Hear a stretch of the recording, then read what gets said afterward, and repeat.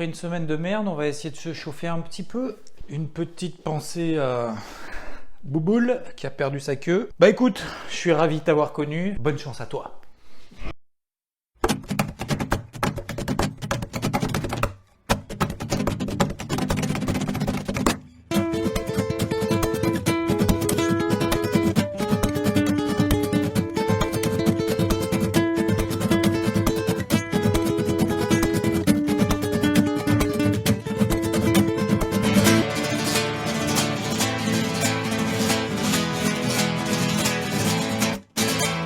La priorité des banques centrales, la priorité des marchés, l'inquiétude du monde entier, le problème à régler, c'est l'inflation. Boris Johnson a dû sauver son poste avec un vote de confiance, enfin un vote de défiance, enfin un vote pour sauver son cul, de la part de la majorité conservatrice, et c'est passé crème. 211 voix en sa faveur, 148 qui étaient pour son départ. Mais c'est pas le seul à avoir essayé de passer l'épreuve du feu, c'était le cas pour Theresa May en 2018, et elle est passée par l'épreuve du feu avec une marge beaucoup plus large que Boris Johnson, pour que quelques mois plus tard, finalement, elle dépose sa démission à l'insu de son plein gré. Donc c'est passé Boris, mais ne vendons pas la peau de l'ours. Ça a donné d'ailleurs quelques pics de volatilité sur la livre sterling, mais sans conséquence parce que la tendance baissière daily reste intacte, dominée surtout par la thématique de la force du dollar américain dans un contexte de resserrement monétaire intensif de la part de la Réserve fédérale américaine.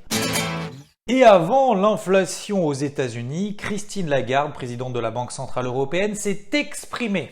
Et pas sur les cryptos, mais plutôt sur son boulot, qui est de répondre à la question comment gérer une inflation à plus de 8% dans la zone euro. Alors tous les mois ou presque, la Banque Centrale Européenne revoit à la hausse ses prévisions d'inflation. Comment faire quand t'es complètement passé à travers? Bah c'est assez simple, tu augmentes les taux, mais pas trop vite pour faire genre t'inquiète, je gère. Le risque est en effet d'augmenter le spread sur les dettes des États et de les mettre en difficulté, comme par exemple en Italie, qui pourrait voir le coût de sa dette augmenter. Le problème étant de gérer la dispersion entre une politique monétaire globale et 19 gouvernements qui appliquent des luttes contre l'inflation et des assistances à l'économie qui sont différentes, ce qui nous donne des taux d'inflation qui sont complètement différents d'un État à l'autre. Même chose pour les prévisions de croissance. Le taux à 10 ans en France dépasse les 2%. En Italie, le spread, c'est-à-dire l'écart avec le taux à 10 ans en Allemagne, dépasse les 2%. La BCE n'a pas encore relevé ses taux directeurs, mais elle le fera au mois de juillet. On en parle d'ailleurs ici avant même qu'elle ait communiqué à ce sujet. Ça sera 0,25% de plus au mois de juillet, puis éventuellement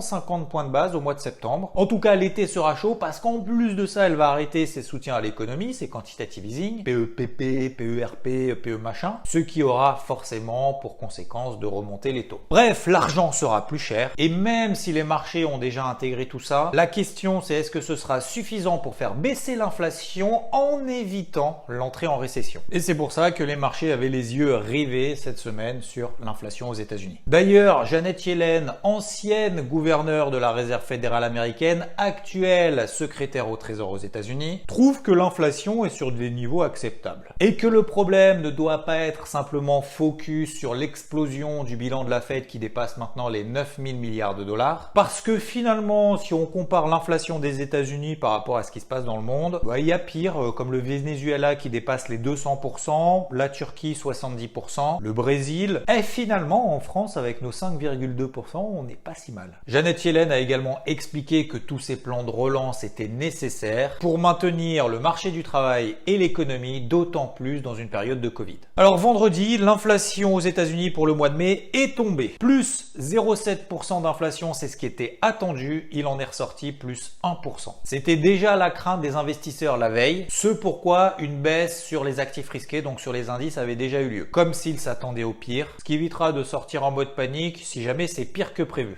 D'ailleurs, ils avaient raison parce que c'était plutôt le cas. Et on a eu ensuite une deuxième salve une fois que le chiffre est tombé. On a eu ensuite, et logiquement, une remontée des taux à 10 ans, du dollar américain. C'est dans la lignée de ce qui se passe depuis ces derniers mois. Même si une accalmie était en cours depuis ces derniers jours, on en avait parlé dans le débrief hebdo la semaine dernière, c'était pas le signe pour le moment d'un retournement. Aujourd'hui donc, le marché price à nouveau un resserrement monétaire peut-être beaucoup plus important que ce qui était déjà prévu et une situation a priori délicate d'un point de vue économique puisque s'il y a remontée des taux, l'argent est plus cher, donc impact plus important sur l'économie. Au-delà du fait que tout le monde espère que l'inflation ne sera plus très forte, voire même qu'elle se replie à l'aide de ces resserrements monétaires, tout en évitant l'entrée en récession, ce chiffre de l'inflation retend la situation. Et qu'en pense la Banque centrale alors? Ben, ça tombe bien, rendez-vous mercredi 15 juin, Jérôme Powell va s'exprimer, va aussi relever ses taux directeurs, mais ça on le sait déjà, de 50 points de base. En attendant, une petite idée pour atténuer l'inflation, réduire les droits de douane en provenance de la Chine et de l'Asie du Sud-Est. Bridgewater est le premier hedge fund mondial, 230 milliards de dollars, et lui voit l'entrée en stagflation, c'est-à-dire une inflation élevée et une croissance faible. Il privilégie logiquement les valeurs défensives qui offrent des dividendes régulièrement, comme Coca-Cola, Procter & Gamble, Johnson & Johnson, McDonald's, Walmart, Costco ou encore Starbucks. Il parie aussi sur une chute des obligations d'État, et ce dans les grands pays développés. Concernant les prévisions de la Banque mondiale et de l'OCDE, les perspectives de croissance annuelle ont été largement dégradées pour cette année 2022. EDF pourrait être nationalisé par l'État français, sachant qu'il détient déjà 64% du groupe. On va attendre en tout cas le vote des législatives, mais il y a quand même une enquête en cours, puisque EDF a omis de signaler des incidents de sécurité dans une centrale nucléaire à Tricastin. Spotify, elle, to the moon, en tout cas c'est ce qu'elle prévoit. Objectif 100 milliards de revenus d'ici 10 ans, elle en fait 11 milliards l'an dernier, elle vise 1 milliard d'utilisateurs en 2030, et on a tout juste plus de 420 millions il y a quelques mois. On vise 20% de marge d'exploitation contre une perte l'an dernier. Donc oui, ce sont des objectifs très forts. Et tout ceci probablement lié à l'envolée de toutes les écoutes qu'on a sur le Morning Mood tous les matins. Ça me semble évident. L'action est revenue à des niveaux historiquement bas. Et d'ailleurs, mon pote et compagnon d'aventure depuis maintenant plus de 15 ans est particulièrement chaud depuis ces derniers jours sur le dossier. Je parle de Rodolphe. Qui est aussi très chaud sur Alibaba, qui elle-même est très chaude depuis 2 semaines, elle a pris quand même 50%. Et selon Bloomberg et Reuters, l'introduction en bourse, donc l'IPO d'Ant Group, qui devait avoir lieu en 2020, c'est la branche financière d'Alibaba, pourrait revoir le jour. On s'attend à la publication d'un prospectus au cours des prochaines semaines, même si Jack Ma a nié complètement la possibilité de réintroduire en bourse le bazar. Et puis oui, en 2035, il y aura plus de vente de véhicules thermiques, que ce soit essence, diesel, tout ce qui fait du bruit. Interdiction de l'Union européenne. Attendons-nous donc au développement de toutes ces bornes de recharge électrique un petit peu partout. Semaine dernière, je vous partageais mon point de vue avec notamment d'ailleurs la publication en public, tu peux y accéder d'ailleurs et qui est encore dans la description du débrief hebdo de la semaine dernière de mon carnet de bord. Stratégie de vente sur ces zones de résistance intermédiaires à court terme sur les indices. Voilà ce que ça a donné sur le CAC proche des 6600 points, sur le DAX 15 580, le Dow Jones 33 500 ou encore le FTSE, l'indice anglais tout là-haut. La question, je sais, c'est maintenant. C'est bien de faire le suivi, mais c'est bien de prévoir aussi la suite. Alors, je vais faire le point en 3 points. Premièrement, la situation économique, macroéconomique se dégrade encore un petit peu plus. C'est sûr qu'avec le chiffre de l'inflation aux États-Unis qui est tombé, ça va pas nous aider. Le marché forcément est en train de l'intégrer dans les cours, de le pricer, ce qui le force à se replier. Et une fois que l'information sera intégrée, on aura des rebonds à la moindre bonne nouvelle et donc potentiellement, et je pars de cette idée-là, qu'on va avoir une poursuite des oscillations des indices dans ces zones de range. Deuxième chose, je continue à observer surtout pour moi ce sont des indicateurs, notamment le taux à 10 ans aux États-Unis et le dollar américain. Alors il s'était calmé ces dernières semaines. Tout nouveau repli indiquerait une accalmie sur les indices qui sont entrés en flux baissier jeudi et vendredi. Et donc la troisième chose, je vais continuer à travailler dans ces zones de range. Achat en bas en daily. Voici d'ailleurs quelques zones d'achat que j'ai partagées. Donc tu as accès encore d'ailleurs au travers du carnet de bord que je vais devoir quand même actualiser demain. Et à l'inverse, plutôt vente sur des zones de résistance. Alors d'ailleurs ces dernières, je vais devoir les ajuster et les abaisser baissé environ à 50% du mouvement baissier qu'on a observé jeudi et vendredi. Alors tout ça va être ajusté bien évidemment lundi. Pourquoi? Parce que le vendredi, avant le week-end, avant que les marchés soient fermés et après une mauvaise nouvelle au niveau de l'inflation qui était le chiffre peut-être même le plus attendu au mois de juin, forcément le marché il n'est pas en mode risk on, c'est-à-dire je vais prendre du risque, je vais acheter des actions, des indices. Donc c'est difficile aujourd'hui d'avoir des points de repère fixes. Là maintenant. Le pétrole, lui, continue sa route, toujours dans cette tendance haussière, tant qu'il tient les 115 $, absolument aucun signe d'essoufflement. Le Nikkei, lui, fait bande à part parmi les indices, puisqu'il y a la BOJ, la Banque Centrale du Japon, qui continue à injecter l'inflation et tout. On n'est pas en mode resserrement monétaire.